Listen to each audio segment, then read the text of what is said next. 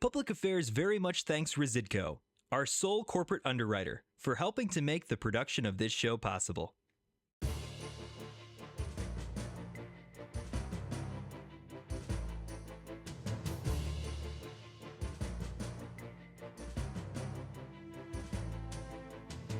You're watching Public Affairs. Berkowitz is my name, and politics is our game. What makes you pro-Israel? What makes me pro-Israel, Jeff, is that I believe that this war that's going on in Gaza, which was not brought on by the Israelis, brought on by a terrorist organization, the only way that this can be solved is the complete eradication of Hamas. You know, in World War II, we didn't leave the Japanese in power, the militaristic regime. We didn't leave the Nazis in power. The only way you can make significant change in the Middle East is if we get rid of Hamas completely. And these people, almost everybody in my race, would like to withhold weapons to Israel. They speak evilly of, they want to reward them by giving them statehood, unprecedented ever. Who's them? Who's them? Ket, Bis, No. Fine. Who do they want to give statehood? They want to give a statehood to the Palestinians, which right now means Don't they deserve Hamas. a two-state solution? Can't they be a state? Why not? There certainly can be a state, but it has to be a state without a terror organization running it, or we're just going to have October 7th repeat itself again. This is unquestionable. What happened on October 7th? I think people have forgotten. Well, let's remind everybody then, because we're almost at the second year anniversary, if you can believe it. But there was a terrorist organization in Gaza, an area that was actually left by Israel to its own free will for almost 20 years. Isn't that what people in Gaza say they want? They want to be liberated. They don't want to be Absolutely. under the thumb of Israel. So Israel did that, and what happened? Took away all the people that lived there, and by the way, anything they had of value, they left, like hot houses and everything. But of course, it was destroyed within the first year because Hamas doesn't want anything that the Zionists put in there. And they, within a year or two, they kicked out the Palestinian What did they do on Authority. October 7th? Hamas went in unprecedented on one of the holiest days of the Jewish calendar, sent in 3,600 armed terrorists, a well-planned organization, and they murdered, slaughtered, and raped little babies, women, and they videoed it. How many? 1,286 people. 1,286. They took 250 hostages. Yep. How many of the hostages did they kill along the way? Well, we don't know exactly how many, but a lot of people died, and it wasn't all natural death, wasn't it? Of course. So that 1,286 is a minimum. Maybe it course. was 13, maybe it was 1,400. But the important thing, people say in the United States, September 11, more than 3,000 Americans, people in America were killed, but that's a population of 330 100%. million. What's the population of Israel? About 10 million, 10 of which 3 million are Arabs and Druze and other people. So if you have 10 million as your population and you kill 1,200, what's the equivalent in America? About 36,000 people. 36,000. Yep. Do you think anybody here would forget in 2 years that 36,000 Americans were killed? Jeff, on December 7th, 1941, 2,100 Navy people were killed in Pearl Harbor.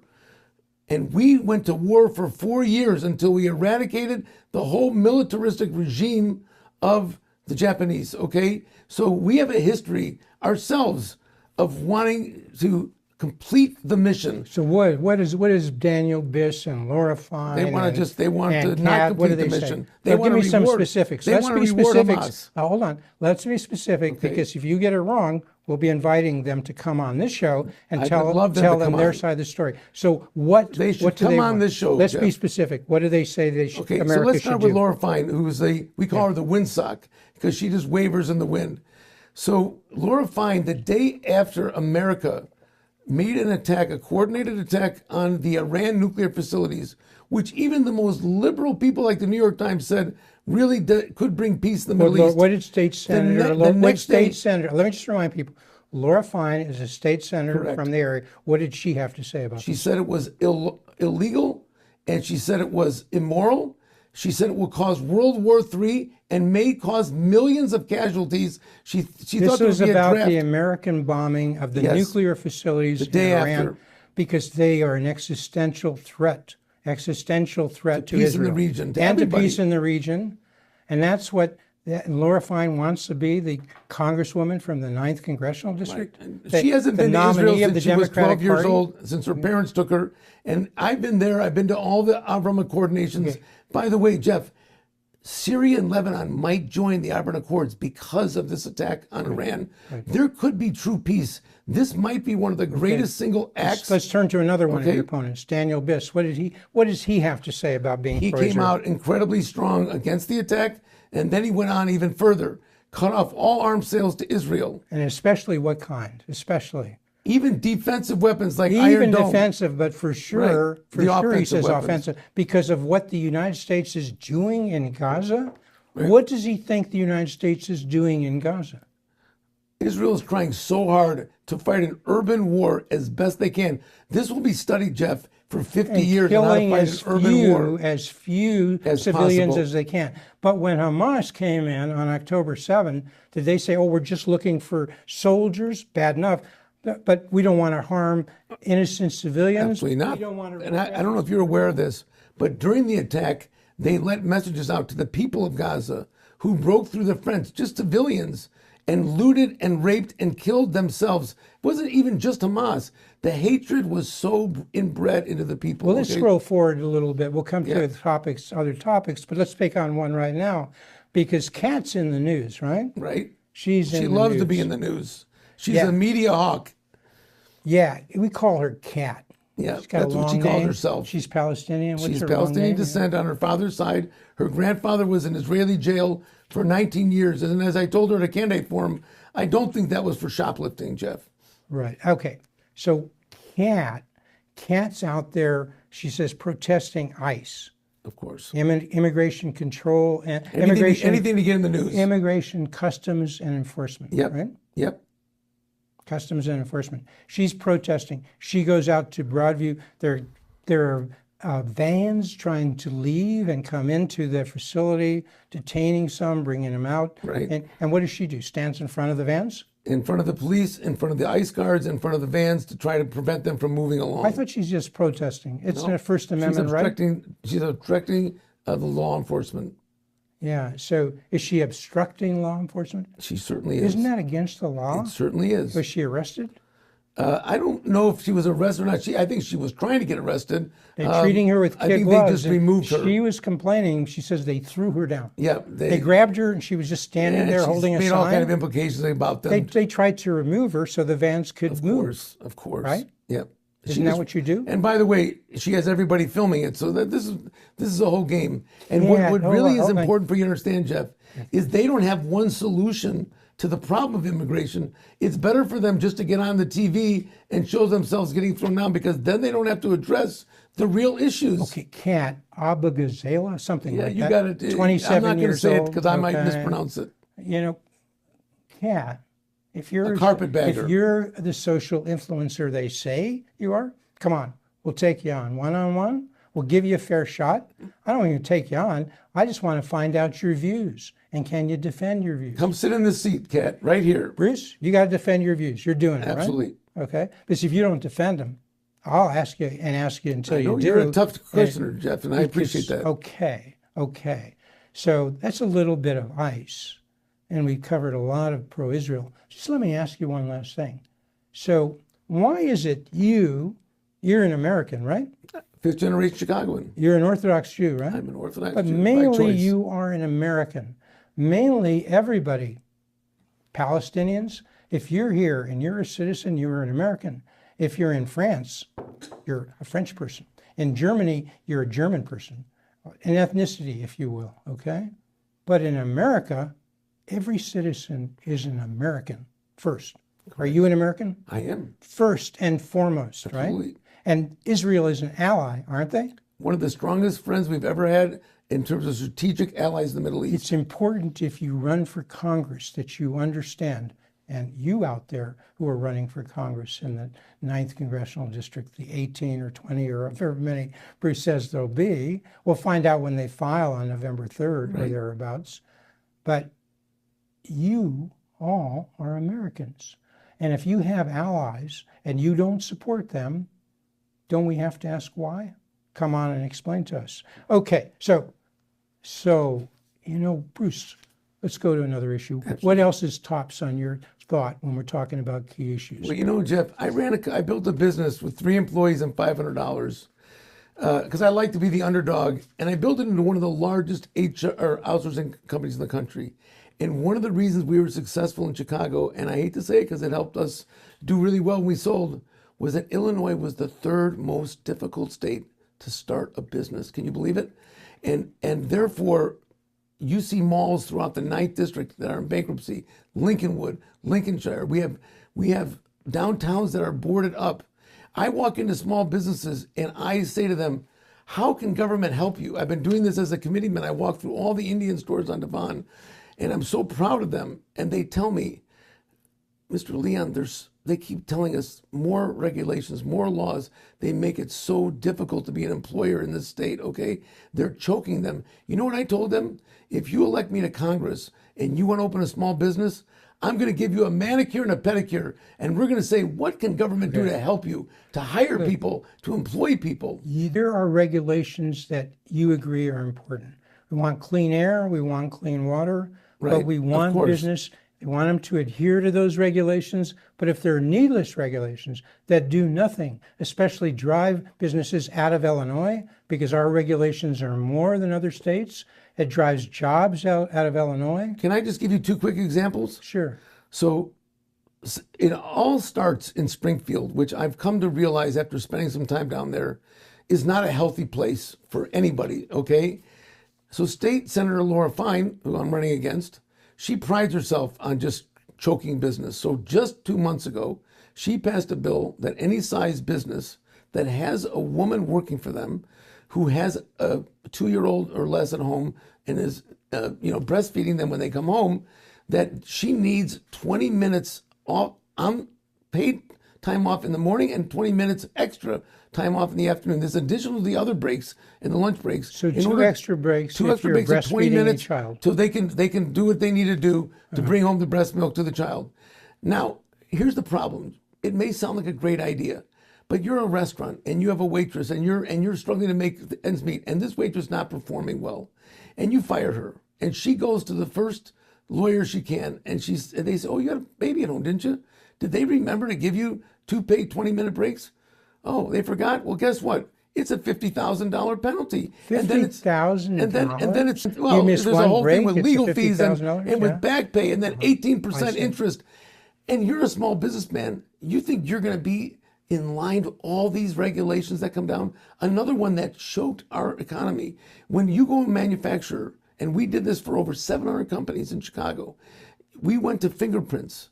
When you check into a clock, because you remember the old system when you would punch the clock, and you know that everybody, hey, Joe, punch me in, okay? So we came up with an idea, you had to put a fingerprint in there. It's called biometric. It was amazing, and it was tied right into the payroll system. It cut down on cheating. Efficient, it works. The liberals and the Democratic Party should love it. That you were stealing their fingerprint history, okay? Wait, who decided? Laura Fine, she's a state senator. Oh, she must yes, she was part have of the whole stood thing. up. She didn't stand up and No. say, this is how you drive out business? They made a biometric law that was retroactive that almost drove a lot of Great America got penalized over. So you're on one side. Right. You want fewer regulations. We want regulations, I want regulations that are appropriate. that make sense. Obviously, OSHA and COBRA. So you're running are all against good Laura things. Fine. Biss You're was in running for Springfield. Congress. But Mike Simmons was in Springfield. Hahn was in Springfield. I'm running against a lot of Springfield people in this race. They all went, in your view, the wrong way. Of course. You want to go the right way. Absolutely. If there's something similar on the federal level, you want to go the right way, help people, create jobs, keep jobs. You're saying they want to go the wrong way? Well, I went down and spoke to the leaders of both the House and the Senate. You probably know who they are, and some of their constituents.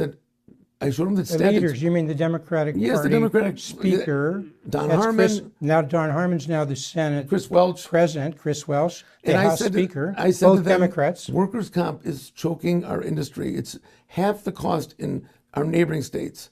And I showed them the statistics, and we were buying workers' comp for 17,000 employees. So we were pretty good at it. And you know what they said to me? They said, you know what? If somebody's been working in a construction job and they're 55 years old, they're entitled to workers' comp. Let them be. No matter what, No even matter if what. they're not legally Not if they're not entitled, legally that would hurt. it's not the intent to give yeah, everybody let them have a because little vacation, okay? give them a vacation. That's Yeah. what Harman said to you. Yeah, that's what they said. That's what Speaker Walsh said to you. Yeah. And what about Laura Fine? I didn't speak to her directly about but it, you but think they she'd all say she played into supports this. Don Harman, doesn't she? So when you see what goes on in the workers' comp arena in this state and city, it is absolutely crazy. Okay. Okay, so this is the kind of stuff that is hurting business, and you know it may go in the second thing because when business leaves, guess what happens? People leave. So my company, Tandem HR, was bought by a local private equity firm called Shore Capital. Wonderful guy, Justin. Hold on. How long had you? What did you start with, and what did you end up with? 3 employees in '97. We Ended grew up it to with? 150 employees. So, and then he, as part of their model, they bought other like companies in Madison and in St. Louis, Detroit, and it grew to 250 employees right out here in Westchester. And good jobs. These were white collar consulting type jobs. Okay. When the international company bought us a year and a half ago, I said, let's keep all the employees in Chicago. They said, fine, we'll keep them for a year. Right. We met 6 months ago. He said, we're going to Georgia and Arizona. Because home why? office. They don't like Chicago. They First don't of like all, Cook County. They don't like the 9th CD. We have a lot of entry-level jobs. People aren't educated in this state. Do you understand that? They're not getting the quality people that they thought they were getting. Really? They're not? Yeah. They can't read? They can't If they read. go to They can't do math. CPS, if We they have go to them doing payroll. schools in your district, they can't read? Really? And so they're moving 200 employees out. And by the way, our office is right across from Chris Walsh's office, okay, in Westchester. So let's talk about the schools then for a second. Why are the schools better in other states? When you looked at statistics, and by the way, you know I ran for the school board, and I think business people should be on the school board. It's a huge organization, $11 billion, 43,000 employees. But I want to warn all your listeners, Jeff, if they do decide to run for the school board, be prepared for a lot of sleepless nights and sick stomachs. Because when you see the numbers and you see the statistics, you can't sleep at night. You're talking not just CPS. Some of your district is in Chicago, in CPS. Much of it is, yeah. Much of it is. But folks, your district is much broader. It goes to other County, parts of McHenry County, yep. Right.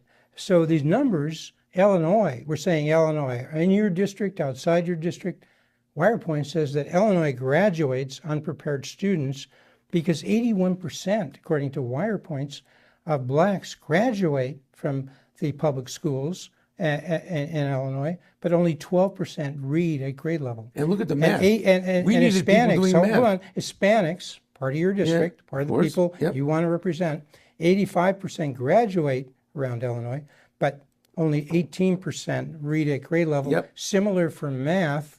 And I'm sure Daniel Biss, who was a state rep and a state senator, he knows these data and he talks about it. You hear him say that a lot. Evanston used to be one of the premier high schools in the state, Evanston High School. Look at the numbers there. Their numbers of math and reading. Well, you know ETH, Evanston Township High School. Yep. Do we know the numbers at ETH? Yeah, we've got the numbers here. It's something to the effect of 20% of the blacks in that school can read at grade level and less on math, okay? What about whites? Whites are about 70%. Is that equity? Because Daniel Biss is big on equity. Daniel, come on. If we got it wrong, if it's really these numbers are close, you've been there 4 years, you've closed the achievement gap, you've at least narrowed it, and you wouldn't say, oh, that's the school board issue as mayor, I can't do anything. Do you think he might say that? Well, but he's got a bully pulpit. He certainly can get up there and shout and scream. Have you heard him? Never mentions it ever. So it's bad that he's not changing this. It's even worse that he's not talking. Daniel, prove it. If I'm getting it wrong, if Bruce Leone is getting it wrong, prove it. This is the prove it table. Prove him wrong, prove me wrong. But you can't just sit in the background and be the congressman from the Illinois 9th CD if you're not going to fight for what you think is right. And it can't be that you're okay with 70-80% of whites at ETHS reading at grade level and 20% blacks. It was like that when you started. It can't be. Could it be? And I tell you something it's shocking. I'm in the 50th Ward Committeeman. Just in my ward, which is considered one of the better wards in the city, you talk about schools like Mather, Armstrong, Rogers School, Bell School. The numbers, Jeff, are staggeringly bad. And therefore, as an employer that hires high school and college graduates through payroll to work in accounting departments, when you're dealing with payroll numbers, you can't be off by, the numbers are big, and you got to know how to read, and you got to know how to do math. More data, in grade 8, NAEP, which is a National Assessment of Educational Progress. Correct. They have results of 8th graders in 2024. Do we know anything about that? Yeah, I believe that the numbers are under 20% in the math level for certain Hispanics. Blacks and Hispanics. Blacks might even be less than 10%. Whites are over 40%. The overall aggregate is about 30 to 32%, I remember. So it's nothing, even for whites, if it's 40% reading at grade level, 60% aren't. This is around the state of Illinois. Correct. In and out of the 9th CD. Correct. Who's talking about it? And you want to really fall off your chair? They're spending $31,000 per student. New Trier, which has better results, part of it's in my district, it spends $19,000. San Francisco, which has much better results, spends $18,000 per student. We're not getting any value for the money. And all during the school board they wanted to talk about was more mental health counselors, more gender counselors to help kids that were dealing with gender issues. And you know what I say? Let's focus on the classrooms and not the bathrooms, okay? Let's get these scores up and make ourselves a world-class city who said again. that? Another Democrat, Rahm Emanuel. Yes, he did. Is he coming out and supporting you? Well, I never asked him, but you know what? Would you want it? Would you want it if he supports you? I happen to think that Rahm has the guts to call out our own party for its failings right now, and I think he has been very strong about that. Spending in Evanston. Do you know Biss? Do you know Laura Fine? Of course. I mean, Laura Do you Fine, know I'm a committeeman for How much is it? Laura 25, 28,000 per kid per year. In CPS, it's a bit more, 30,000 per kid per year. Yeah. Do you think we should be at least teaching kids how to read, at least helping minorities so they can read and get a job? Is this asking too much? You would think for that money we would be getting great results. So what's the solution on education? Then we got to move on. What's the solution? I think what's one your of the solution? main solutions is what I call parental choice. I don't call it school choice. It's parental choice. Parents should be able to find the school that best fits their kids. And by the way, Stacey Gates, the head of the CTU, she sends her kids to a private school. She found a school, but she makes $300K a year as the head of the union, right? Of course. And by the way, when I was running in the because she doesn't have to, hold on. She doesn't have to take the public money, the taxpayer money, and send it to the school of choice because she makes so much from being a union boss that she can just do it on her own. But what about, Daniel, the parent in your district who's making $30,000, $35,000? You think maybe we should let them take a chunk of that, maybe 8, 12, 15, maybe all of it, and go to what kinds of schools can they go to? Do you know? Let me just tell you, we had a program for 6 years in Illinois called Invest in Kids. Right. It took the poorest of the poor kids, I think you had to be at poverty level or below, and gave them an ability to go to a private school with a $10,000 scholarship. The total cost of the program was about $75 million. Somehow it went out of existence. When Mike Madigan was there, I was there when we initially got the bill, and we made a mistake. We put a sunset in there after 6 years. That was the way we made a Which deal means, with the, what does a sunset mean? meaning after 6 years, you have to renew it. If you don't, what happens? It's dead. It's dead. Did Pritzker argue, let's renew this bill? So Pritzker sat down with us, looked us in the face, and said, if we just lower get a little bit of federal money, we'd be okay. But then he reneged on that, okay? He let it die. Either killed it or let it die. And all the leaders. And what by about the way, Daniel Biss? Did Daniel Biss speak out? Daniel Biss was against it. Laura Fine was against Jan it. Chakowski? Laura Fine was for sure against it. I don't know. Was Kat out of diapers by then? No, she was not part of the. She lived in Texas. But Laura she Fine came here. Okay. Laura Fine, I was on a conference call with her when she said, "I'm a teacher. I'm a union member."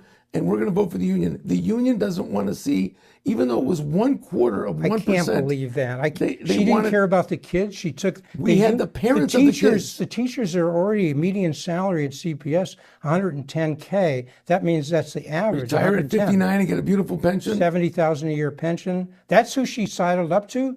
The kids who don't learn how to read, Jeff, she didn't give a rat's ass? We had 2,000 of the kids' parents who were on the scholarship program, who losing this program, especially in the Jewish community where there is no choice, the parents have to send, they would lose their house, they would lose their medicine. And she cut the call off after 15 minutes and said, I'm not listening. I'm a union member and I believe in CTU, okay? Laura, come on here and you prove Bruce Leon wrong. And if necessary, we'll get the two of you together. toe-to-toe. Daniel Biss, you want to go toe-to-toe with Bruce Leon? Or are you going to hide out somewhere? Prove him wrong. If he can, he'll prove you wrong. Let's find out. Isn't this what America's about? Isn't this what democracy is about, right? Can you ask him one more question when you get him on the show? Sure. In the Trump bill that was passed, and there were a lot of problems with it, but there were some good things in there. One of the things they allowed was a $1,700 federal tax credit to give money to schools of your choice. And it's not just private schools. People think it's these uppity. But wait a second. It also includes vocational schools. In order for that to apply to Illinois, what has to happen? The governor has to opt in. What does that mean? What does that mean? It means he has to say, I want my state, even though it doesn't cost a nickel, and the public schools get 10%. So I'm sure like Biss and Fine. They should be for it. It doesn't cost a nickel. They've all gone over there. Have you tried? Have you talked to the governor? Don't you think you should? The governor's made it clear at this point he is thinking about not opting in. Wait a second. You got a bully pulpit. You're running in the ninth. If I'm the congressman, he's not going to. If I don't hear you saying that, a day that goes by, he's not going to hear from me about not opting out of this program. Okay. No, don't wait till you're congressman. Right now. Okay. If your voice isn't heard, it's going to be by middle of next year. Well, I can tell you one thing. The lieutenant governor, who was close to him, came to my launch, which had about 1,600 people, and there were three speakers that spoke before that, and all of them looked at her and said, Lieutenant Governor, out in this crowd are parents who are suffering. They can't pay their mortgage. They can't pay their health insurance. And don't opt out of this $1,700 tax credit. And what'd she say? She's given us our commitment that they will look at it. This is Lieutenant Governor Juliana Stratton, right? Yeah. And she's running for the U.S. Senate in the Democratic primary. Correct. So Juliana, Senate candidate Juliana Stratton, Lieutenant Governor Juliana Stratton, if Bruce got that wrong, you come on here and you prove him wrong. And maybe you could go toe-to-toe, so to speak. Listen, she's a very nice lady, but she has to know there's no cost to this to the state. It's only a way to just give a poke to Trump, okay? And it hurts all these kids just to do that poke. It's not worth it. And it really doesn't even give a poke. So if they get that, they're more likely. What kinds of schools could they go to if they can opt out of the public school? So that would give every kid a choice to go where the parents parochial want. School? They could go to a trade school. Unions would love it. Unions are actually big supporters of this. They could opt there, at least learn a trade. I'm an HR guy. We need more tradespeople. Can they go to a Jewish day school? They can certainly go to a Jewish day school. America gives people an opportunity to achieve greatness. And we can't kill that dream. I believe in America, and I believe in the American dream. So Bruce Leon, candidate in the Illinois 9th Congressional District Democrat primary. Yep. You come back and give us another show. You've given us two. Thank you for part one. And I invite any of my opponents to come talk to Jeff. If you've watched this as part one, you come back next week, it'll be part two. And if you can't find us on cable, you can find us all the time, 24/7, youtube.com/publicaffairs.tv. And Daniel and Kat and Laura, you come back and you come on because we want your views. Prove Leon wrong if he's wrong, or let him prove. That's America, that's democracy. And you come back next week and every week to Public Affairs.